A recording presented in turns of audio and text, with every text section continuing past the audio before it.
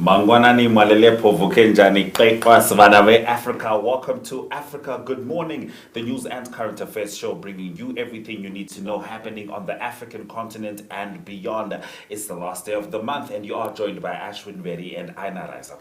Happy Monday, everyone. Today is Floral Design Day. Take out the flowers. Flower Design Day is all about appreciating floral designs as a unique and creative art form. I absolutely love florals. I love flowers. And flowers look good on you. Today is my day. Yes. We'll be right back after the short commercial break.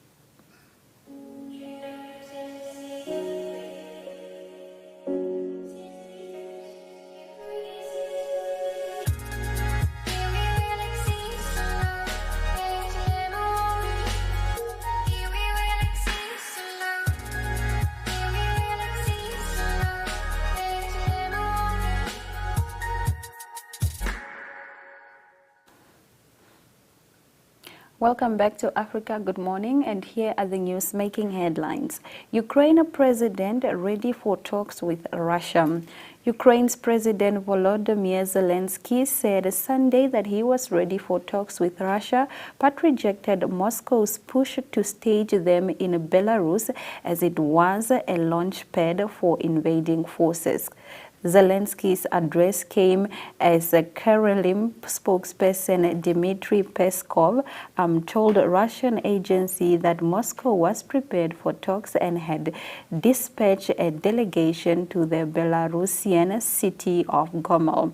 "We will be ready to begin the talks in Gomel," Peskov said. All right, 5 MSF aid workers kidnapped in northeastern Cameroon.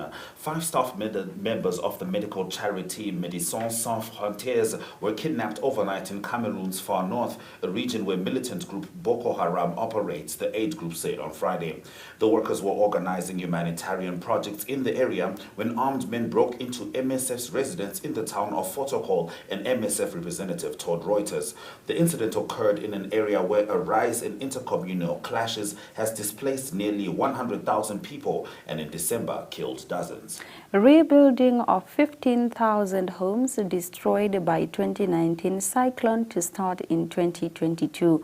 The construction of homes destroyed by Cyclone Idai in 2019 central Mozambique will start in the second half of this year, said an official source. In this phase, reconstruction will cover about 15,000 homes that were destroyed in the districts of Buzi, Mahatata, Bira, and in Sofala, and will be funded by the World Bank, which has provided for $42 million. The survey was completed in August 2021, and then the process of tabulation and data process began to ensure that the 15,000 households correspondent to the most vulnerable in the 4 districts are covered, the source said. Cecilia Chamutota, Deputy Minister of the Public Works, Housing and Water Resources, stressed the importance of resilience construction, recalling that the country is cyclically affected by the impact of climate change. Nigeria sues JP Morgan for $1.7 billion over Malibu oil deal. A London High Court began hearings on February 23 of a lawsuit filed by the Nigerian government against US-backed JP Morgan Chase in the controversial Malibu oil scandal. In the suit, Nigeria is claiming more than $1.7 billion for the bank's role in the controversial deal. According to court documents reported on by Reuters, Nigeria alleges that JP Morgan was grossly negligent in its decision to transfer funds paid by oil giants Shell and Eni into a third-party account controlled by the former oil minister, who also faces charges in the Italian courts. U.S. restricts visas for Somali officials who are accused of undermining democracy. The United States barred on Friday travel by Somali officials and other individuals to the United States, accusing them of undermining the democratic process in Somalia. Secretary of State Antony Blinken said the United States imposed a visa ban after Somalia pushed back to the 15th of March parliamentary elections due to have been completed on Friday. "We are now imposing visa restrictions under this policy," policy against a number of Somali officials and other individuals to promote accountability for their obstructionist actions, Blinken said in a statement issued by the State Department. In the next story, Greece summons Russian envoy after bombing kills 10 nationals. At least 10 Greek nationals have been killed and 6 wounded by Russia's bombing in Ukraine, Greece's foreign ministry said, adding that it has summoned the Russian ambassador to Greece. 6 people were killed in the Saltana village and 4 others in Buhaz, located about 15 kilometers and 65 kilometers respectively north of Mariupol. The killing came as Ukraine has entered the 4th day of a massive sea, land and air offensive by Russia, which has so far killed more than 200 civilians and wounded hundreds. Kenyan teen who started a fire that killed 9 of her friends in an attempt to be transferred to another school is now jailed for 5 years. The Kenyan girl has been sentenced to 5 years in jail for manslaughter over a school dormitory fire that killed 9 of her colleagues. The 18-year-old committed the offense in 2017 while age 14 in her first year of secondary school at the Moi Girls School in capital Nairobi. The court had heard that she had attempted to take her own life twice before she started the fire in her cubicle. The parents and guardians of the girls who died in the fire says the sentence is lenient but are glad that justice is served finally, local media reported. Zambia has reduced maternal deaths by 300% in 16 years. Zambia has made significant strides in the past 2 decades to improve maternal and newborn health outcomes.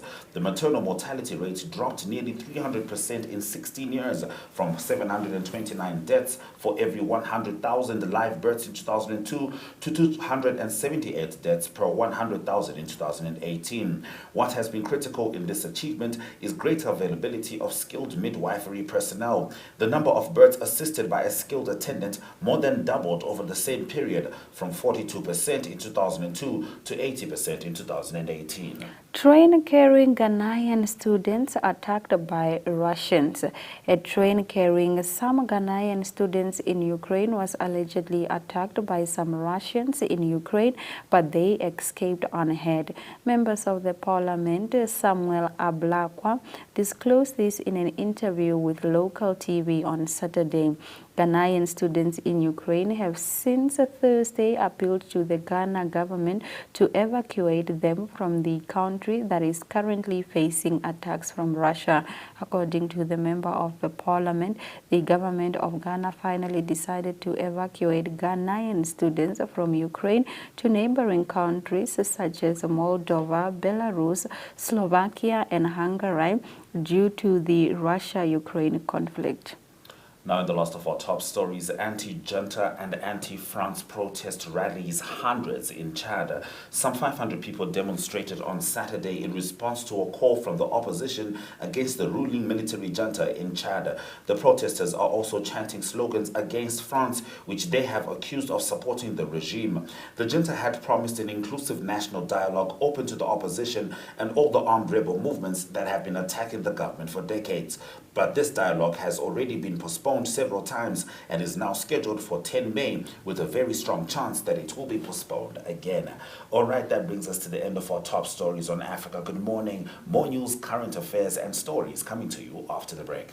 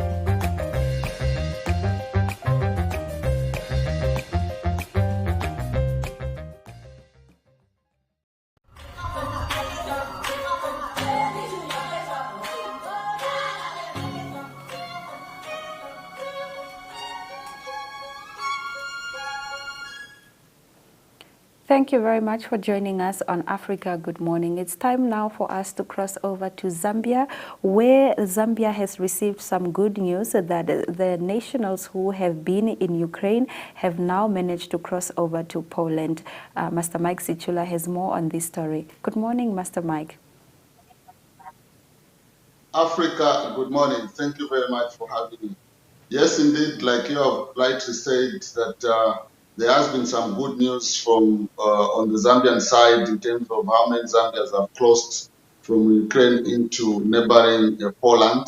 As of Saturday and Sunday, the Minister of Foreign Affairs and International Cooperation did inform the nation that at least 23 Zambian nationals who were in Ukraine had managed to be received by the Zambian mission in Berlin that moved into Poland, and they were in safe hands. As you may be aware, there are actually 141 Zambian nationals, documented Zambian nationals in Ukraine, scattered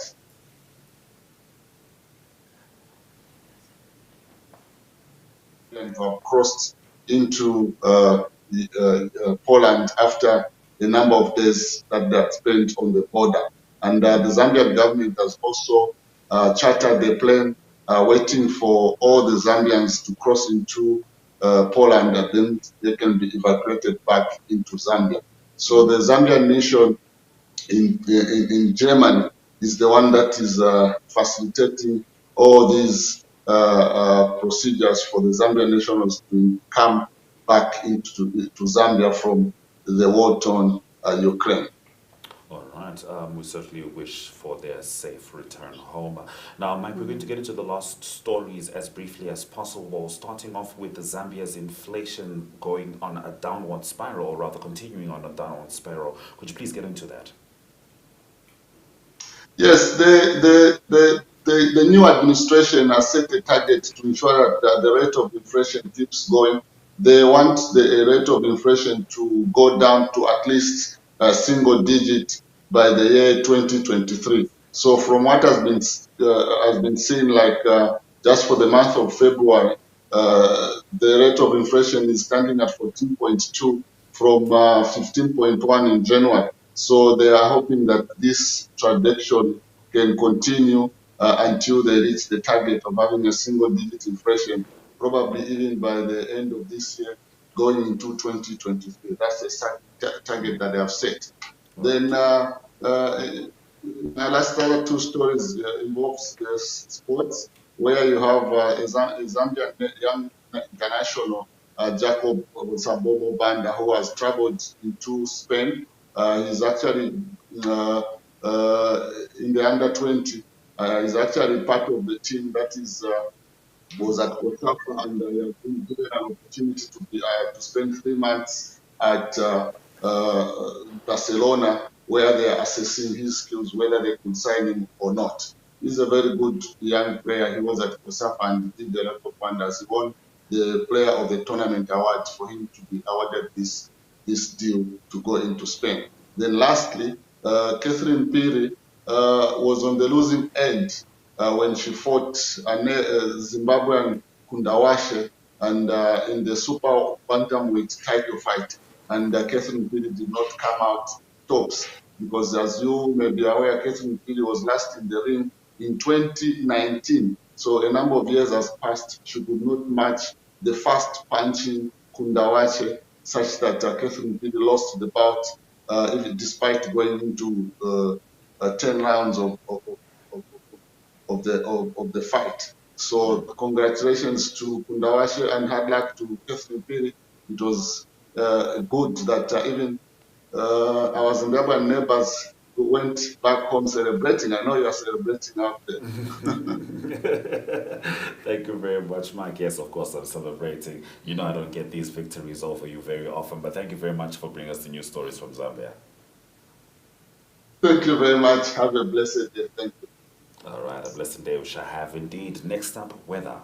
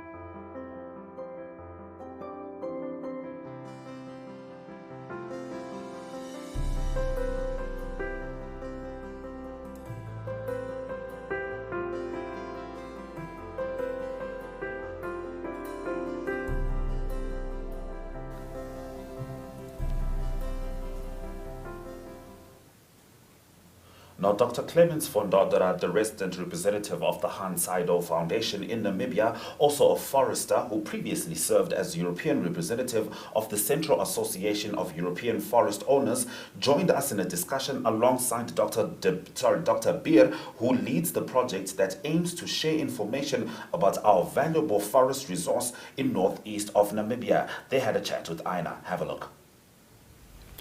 Welcome back to your #1 source of decentralized news. This is Africa Good Morning. Now, Dr. Clemens Fondodora has been on this show before. He is the country representative, resident representative rather, of Hans Saido Foundation in Namibia. He is a forester who has previously served as European representative of Central Association of European Forest Owners. He hails from Germany, and he has also studied agricultural science at the University of Stellenbosch. Now today he is not by himself. He is joined by the lovely Dr. Lara Beer, who leads the project that aims to share information about our valuable forest resources in the northeast of Namibia, in the process trying to raise awareness for sustainable solution. Thank you guys very much, doctors, for joining us on Africa Good Morning. Could you kindly please introduce yourself and tell us about how the project came about? Yeah, very good morning. My name is Dr. Lara Beer, and I'm the project manager of the Promoting Sustainable Forest Management in the Kavango-Zambezi regions in Namibia project, a 3-year project run by the Hans Saido Foundation and the Desert Research Foundation. My background is that I've studied agriculture economics in Germany at Göttingen University, and I focused for my PhD at wood production, at energy wood production and short rotation copies. So my PhD topic is related to what we are doing now in our project on promoting sustainable forest management. Wow, great stuff. And Dr. Clemens? Well, without going into too much detail, first of all, thank you very much for having us. It's a great honor to be here again. And now we obviously this project was something which is close to our hearts. We've spent a lot of time reading about in the newspapers about the illegal logging and the situation of the forests in Namibia.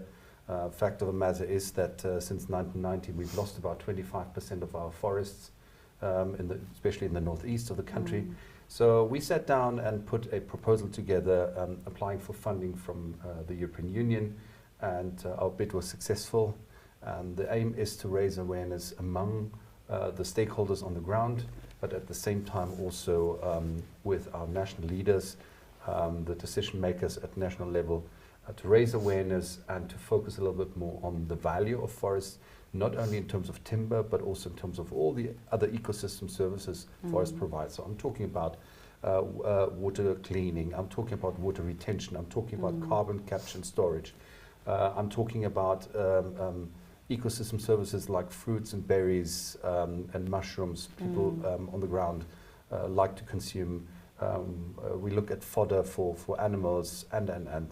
So there are many provisions forests provide, but yet somehow we just assume that they're there without really sort of doing something for it. And with the decline of our forests in Namibia, it's time that we become active. And that's why we then said, you know what, let's do something about that. Let's come together, let's work together with the Desert Research Foundation of Namibia and various stakeholders across the board to support efforts of government to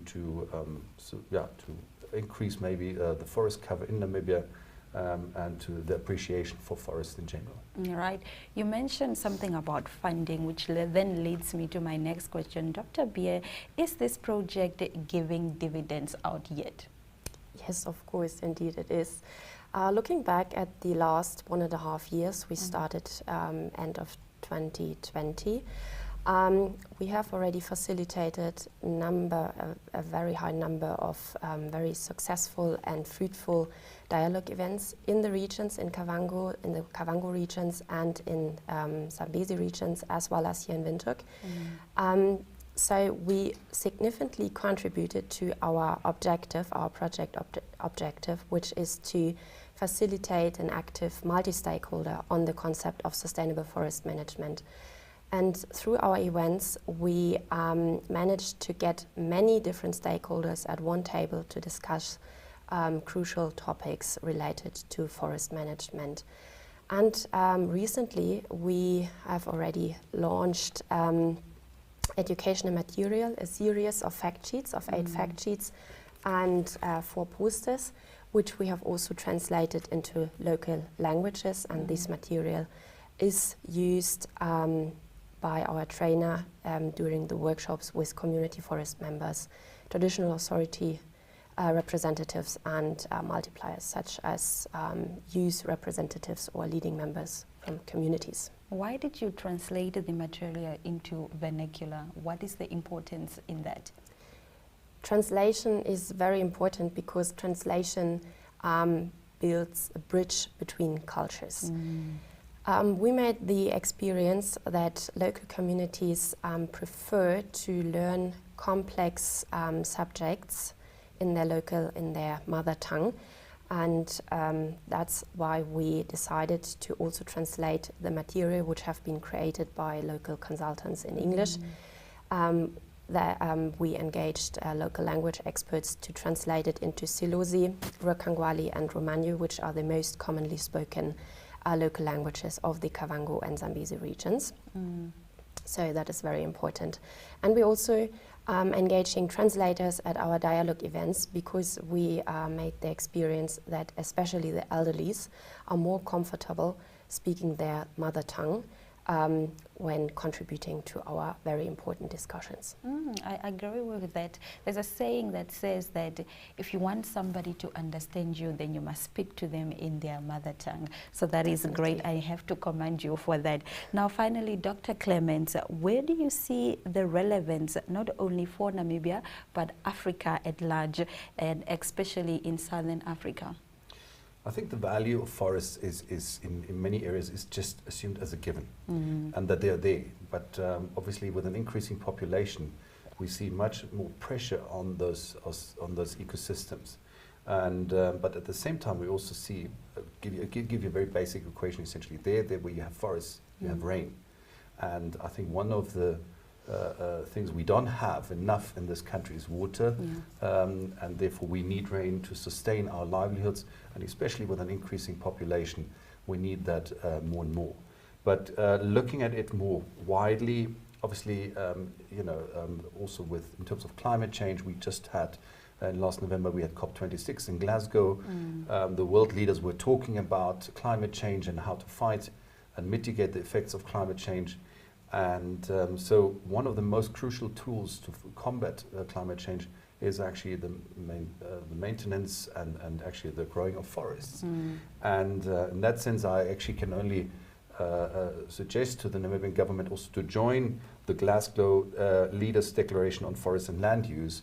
I think there are more than 140 countries which have subscribed to this declaration to join forces and together with other African nations to be actually at the front to fight for the to sustain and to grow forests, and therefore to sustain and maintain the livelihoods of the people, the communities on the ground. Just for interest's sake, there are a lot of cyclones right now happening. There is Cyclone Batsirai, Cyclone Anna, and a lot of people in the northeast and the northwest, and just particularly the north, are panicking. They are assuming that these cyclones are going to come to the north and ravage their crops or destroy their lands and their homes. What would you say to these people? Well, if you look where they're coming from, I'm a little bit more positive, at least for Namibia. Unfortunately, that comes at a price mainly for Madagascar and Mozambique, because the cyclones come from the east and they find their way towards the west. And by the time they arrive in Namibia, they have lost a lot of the energy, and a lot of the water and a lot of the winds actually have calmed down a bit. Yes, we will still get rain, but not to the extent and the pictures we've seen from Mozambique and Madagascar, the damage it has caused there, which is unfortunate for them. But maybe there is no need to panic. But at the same time, it's always good to be prepared, and therefore also, forests are important because they help to prevent floods. They can sustain the soils. Otherwise, the soils are being washed away. So forests are important, and we need to look into it. Make sure that they are there for future generations as well, just as the Constitution also requires us to do. Dr. Bear, do you have any plans for, reaching out to other towns where there could be forests, or just extending in Africa with this project, perhaps? Yeah, at the moment we are focusing at the Kavango and Zambezi regions, but maybe, hopefully, in the next project phase, we can also reach out to the regions further in the west of Namibia, northwest, because there are also forests, lovely forests, and we would also like to reach these people. All right, thank you, guys. Allow me to add, maybe, Yes. I think, in the midterm, if we funding permits, we would not limit this only to Namibia, but to the entire Kavango Zambezi region. So that means also including Angola, Botswana, Zambia, and Zimbabwe, even if we can. But obviously that is a midterm development we're looking at, so that the entire region actually can benefit from the information, but also that we can learn from each other in terms of best practices, what can be done actually to use our forests the most sustainable way, and to ensure that they're there also for future generations. All right, thank you very much, doctors, for coming to Africa Good Morning and disseminating this information and shedding light on your project. Thank you very much. Thank you.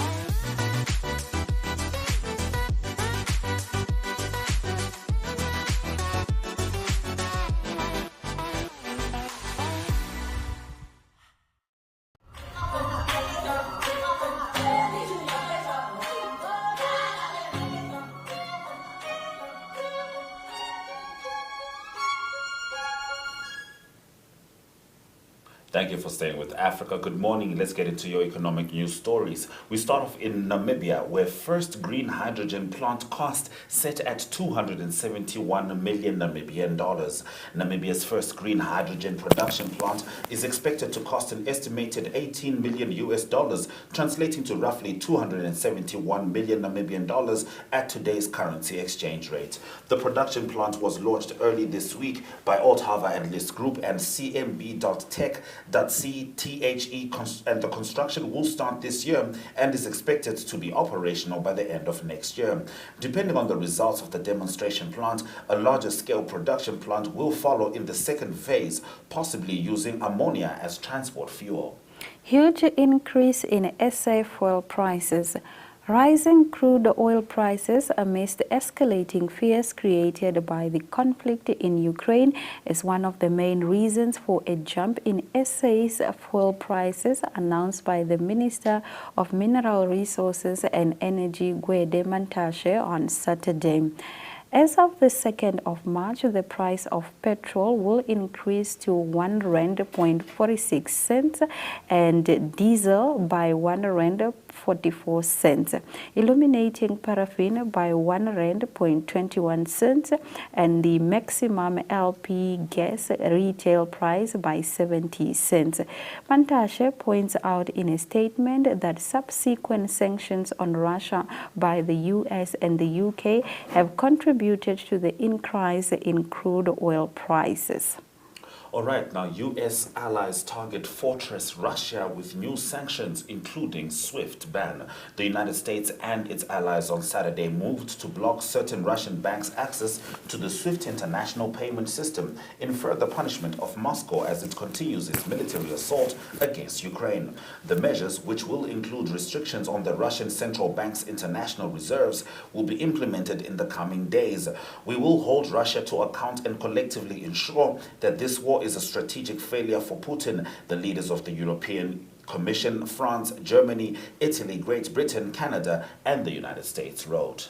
ATCL to enter into partnership with the KLM and Emirates.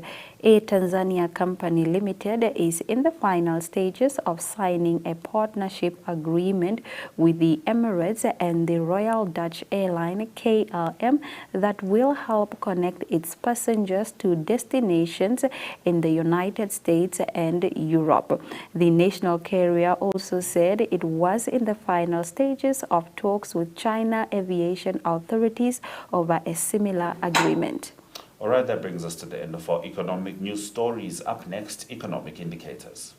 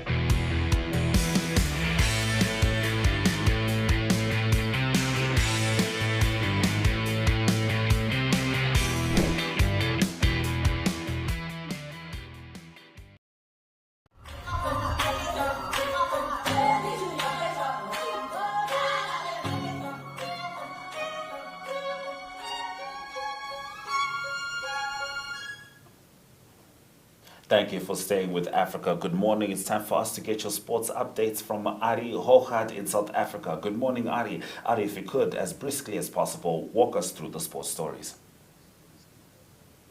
Yes, indeed. I'll walk through the for the sport, and it's Liverpool that's not walking alone at the moment, and they won the Carabao Cup in England. That is one of the three major titles in the English Premier League or the English soccer, and they beat Chelsea on a dramatic penalty shootout last night, and it came out to 11 goals to 10. Incredible score in the end. The goalkeepers had to kick as well, and then Chelsea's goalkeeper missed in the end. Liverpool won by penalties, 11 goals to 10. So that was quite a tight one. On to the English Premier League. Two games I can mention real quickly. Manchester City remain the leaders on the log. They had a win against Everton, 1-0 at home. And another game, it was Manchester United that dropped points again. They played to a 0-0 draw against Watford. So that was not a good result for England, for Manchester United. That is the host, the Stadium St. Petersburg. That's not going to happen anymore. It was the final of the Champions League that was meant to happen in May. Late in May, the final was meant to be played in St. Petersburg in Russia because of all the drama and the challenges in Ukraine. That game has been moved to Paris. On to some cricket news I can talk about. It is currently, or they just finished the day's play in New Zealand. They're a bit ahead of us in time. And South Africa in a very strong position at the moment. New Zealand needs 425 runs to win the second test. South Africa set them that target, and they were in trouble at 94 for 2. Earlier today, South Africa declared at 254 for 9, with Kyle Verreynne brilliantly batting 136 not out. So, New Zealand still needs 322 runs. And the whole day tomorrow left for South Africa to get the 6 wickets. 94 for the loss of 4 wickets. 96 for the loss of 4 wickets, New Zealand at the moment overnight. On to some tennis news. The 3 big tournaments that was played. The first one I can mention is the Mexican Open. quite a strong field that played, and it was Rafael Nadal, the French, the Australian Open winner that came through and won. He played against Cameron Norrie of the UK. He beat him in 2 sets, 6-3, 6-4, 6-4. Significantly enough, in the semi-final, it was Nadal that beat Daniel Medvedev in 2 sets as well. In the Dubai duty-free tournament, also in the ATP, it was Andrei Rublev that came through. He beat Jiri Vesely by 6-3 and 6-4. Vesely earlier knocked out Novak Djokovic. And then also on the women's tour, it was the Qatar Open, and there it was Poland's Iga Swiatek. There she is, Iga Swiatek from Poland. She beat Annette Kontaveit from Estonia by a big score, 6-2 and 6-love. A great win for Iga Swiatek of Poland. On to some golf real quickly. 3 tournaments that was played. The Jabra Ladies Open that was played in Johannesburg, part of the European Tour. There it was Lynn Grant of Sweden that came out as the winner, 10 under par. And on the men's circuit, it was, that is Daniel Berger of the USA. It was the Honda Classic in the USA. He fell away. He went 4 over par. And Sepp Straka of Austria won 10 under par. In Durban, in the Johnson's Footwear Open in Durban, that's the player. He won back-to-back. He won last week in Cape Town, the Cape Town Open. This week he wins again, the Johnson's Footwear Open in Durban. JC Ritchie is his name. He played 71, the 4th round, for a total of -26. Great back-to-back win for JC Ritchie of South Africa. Then finally, 3 rugby results. It was the Six Nations. It was Scotland that lost to France 36-17. Tied game in England. England beat Wales 23-19 in Twickenham, and then Ireland way too strong for Italy 57-16. That was Italy, Ireland winning 57-6, against Italy. That's all the sport results for this Monday. Hope you have a brilliant, brilliant day today. Have a great week, and we talk again sport news tomorrow. All the best. Bye-bye. All right, thank you very much, Ari, for the sports update. After the break, your highlights.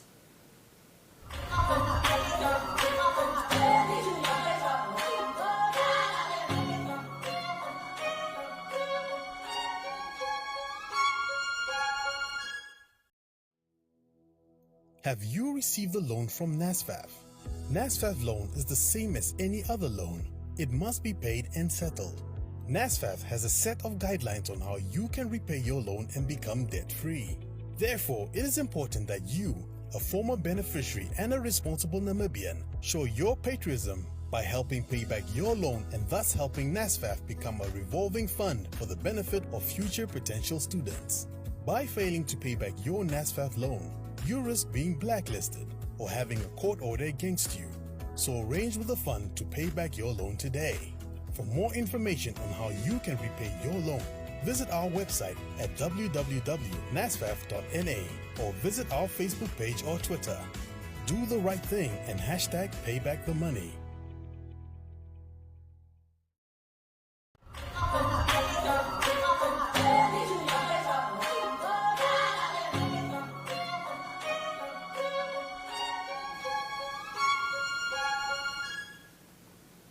Thank you for staying with Africa. Good morning. Let's get into your highlights. 5 MSF aid workers kidnapped in northeastern Cameroon. Rebuilding of 15,000 homes destroyed by 2019 cyclone to start in 2022. Nigeria sues JP Morgan for $1.7 billion over Malibu oil deal. US restricts visas for Somali officials accused of undermining democracy. First green hydrogen plant cost set at 271 million Namibian dollars. Those have been our stories. We thank you very much for joining us on the Monday edition of Africa Good Morning. Please do visit our website. It's called OneUp2 for more content that you love to see. We do welcome your remarks regarding our show. You can always post them on our Facebook pages. We absolutely look forward to hearing from you. From all of us here in studio, it's all our love, all our light. Swera Jakanaka.